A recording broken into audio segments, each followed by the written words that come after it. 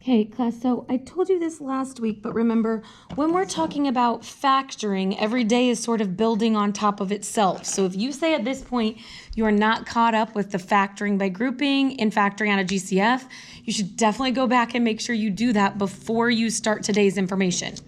Okay, today we're going to be talking about factoring a trinomial. Now, the easy thing here is that if you can factor by grouping, which means you can also factor out of GCF, then these are going to be also pretty straightforward. The only thing is that you might want a calculator for some of you because you're going to have to do some number sets here that some of you will definitely prefer a calculator for. Okay, so trinomials, right? That prefix tri says now we're factoring things that have 3 terms. Okay, so now we're going to have something that maybe looks like a 5x squared plus 12x plus 4. Now, when we're talking about a trinomial, there are lots of trinomials that have 3 terms. We are only going to be talking about trinomials that are in the form ax squared plus bx plus c. Okay, which means we have a number in front of a variable squared, a number in front of a variable by itself, and then a constant. So no x to the thirds or x to the fifths or anything like that. It only works for the ax squared plus bx plus c. Okay, the other piece that we're going to talk about here is then that this a is in the same position as the 5. Right? The b is in the same position as the 12, and the c is the same as the 4. Those are going to be kind of important as we go through the notes and just can keep up with the lingo, sort of. So our first step when we are doing this is that we are going to want to multiply a times c, okay, where a is at the beginning and c is at the end. So we are going to want to multiply our first and our last piece here. Okay, so again, whether you're good at that or not, you can pick up a calculator. It doesn't really matter. You'll multiply that 5 times 4, which gives us 20. Okay, that's easy enough. You can type that in a calculator. You multiply 2 numbers. Okay, our second step is then going to be to list all the multiples. So we want to list numbers. Oh, I'm going to squeeze that in. Numbers that multiply to it. In this case, multiply to 20. Okay, so you're going to want to make a list here. You can do some guessing, but my students usually get themselves in trouble if they start guessing. So we're going to take that 20, and we're just going to start asking ourselves. So you can do this in a calculator if you say you're really bad at this. So you can do 20 divided by 1. 1 times 20. Okay, you can do 20 divided by 2. 2 times 10. You can do 20 divided by 3. That's a decimal, so 3 does not work. 20 divided by 4. That gives us 5. Now, we know we're done with the list because the next number that we would write down is 5, and 5 is already over here on this right-hand side. So we know we've gone as far as we can. Okay, once we've made that whole list, our next step is that we want to find a pair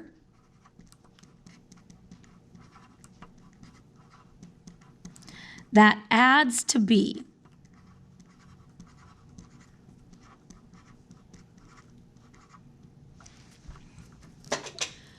Okay, so we want to look at these pairs and find one of them that will add up to b.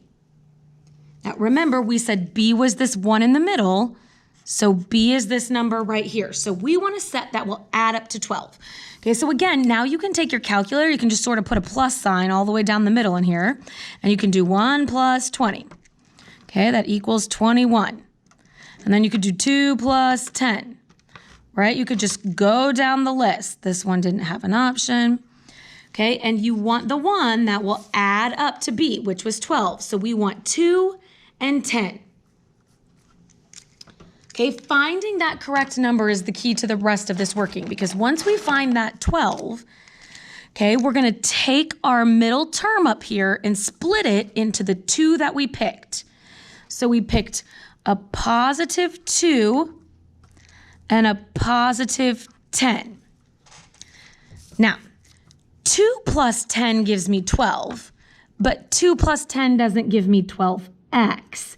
And since I want a 12x, I'm going to add an x onto both of those. Okay, so I'm just rewriting 12x as a 2x plus a 10x. Okay, it's the same thing, just a different way of writing 12x. Okay, I'm going to bring my 4 straight down and my 5x squared straight down. And now that I'm here, I'm just going to factor by grouping. So this is exactly what we were doing last week. So we're going to split it in half, right? Grouping is 4 terms, and we're going to find the GCF of each side. So what goes into 5? That also goes into 2. That's a 1.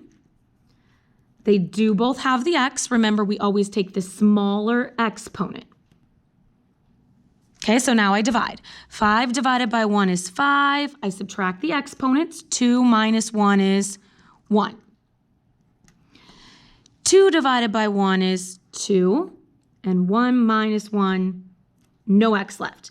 Okay, so if you're saying, man, I'm not really sure I understand that piece, you're going to need to go back and watch either the grouping or the factoring out of GCF info. Okay, so now we're going to do our right-hand side. What goes into 10, that also goes into 4. We can pull out a 2. 10 divided by 2 is 5, right? They don't both have the x. So, right, we were practicing that this past week. They both don't have the x. No x can go with it. 4 divided by 2 is 2, right? And we said it was really important that those two things match, which they do. Okay, and then our final answer, we always end up with 2 binomials. Okay, one of the binomials is the one that they had in common, that 5x plus 2. And the other binomial is the 2 things that are sitting out in front, or 2 GCFs. So that's an x and a positive 2. So x plus 2 and 5x plus 5. Now, those binomials could be in either order. So if you wrote the 5x plus 2 first, that wouldn't be a problem at all. Okay, so let's look at another one, sort of see what this looks like when we don't have all the notes and steps happening in between. So how about 8y squared plus 21y plus 10?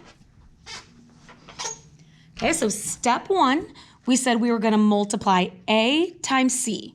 These 2 outside numbers we're multiplying.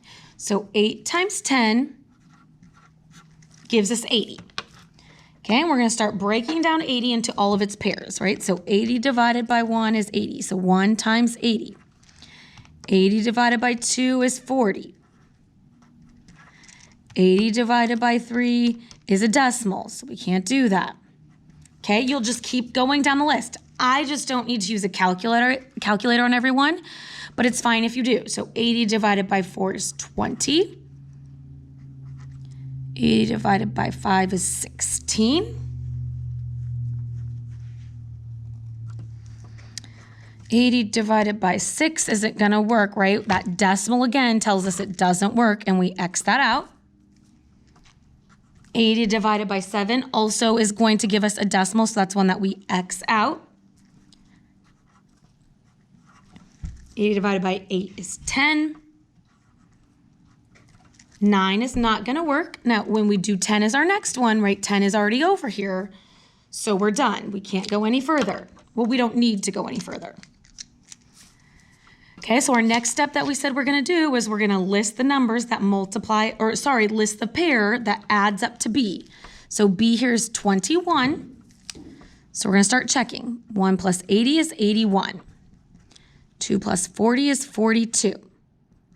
4 plus 20 is 24. 5 plus 16 is 21. Now, you could check them all, but once you find the right one, you're fine. You don't need to keep going. So we want to pick the pair of a positive 5 and a positive 16.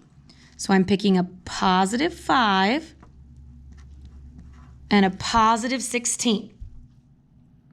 Now again, because this had a y on it, these also are both going to have a y on it.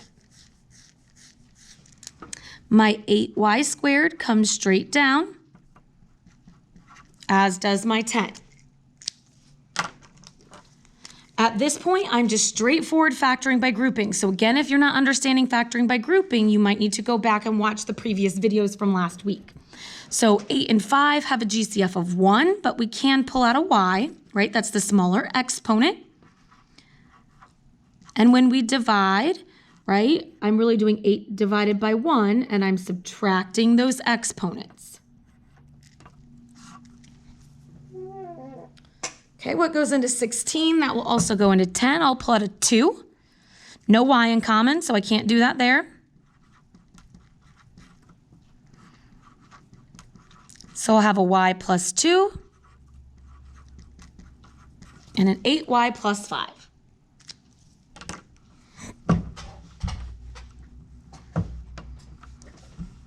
Okay, so at this point we should feel like, okay, we're sort of getting the steps. We sort of understand that process. So just one more example where hopefully if we walk through it, you're starting to go, okay, yeah, I see what's happening. I can sort of follow along and do those steps just as well. So 3 times 5 is 15. Again, use your calculator if you need to. It's fine, right? 15 divided by 1 is 15. 2 is not going to work. 3 is going to give us 5. 4 is not going to work. So we're done because the next number I would write down is 5, and 5 is already over here. Okay, now what do we want these to add up to? Hopefully you're saying 8, right? So we'll check. 16, nothing, 8. So we want a positive 3 and a positive 5. Hopefully we're putting a y on those, right? Because it had a y on the 8. The other terms are coming straight down. Then we will factor by grouping. Over here we have a GCF of 3y. 3 divided by 3 is 1 with no y's left. On the right-hand side, we have a GCF of 5. So when we put this in its final form, our 2 GCFs are going together, and then the binomial they have in common. So 3y plus 5 and y plus 1.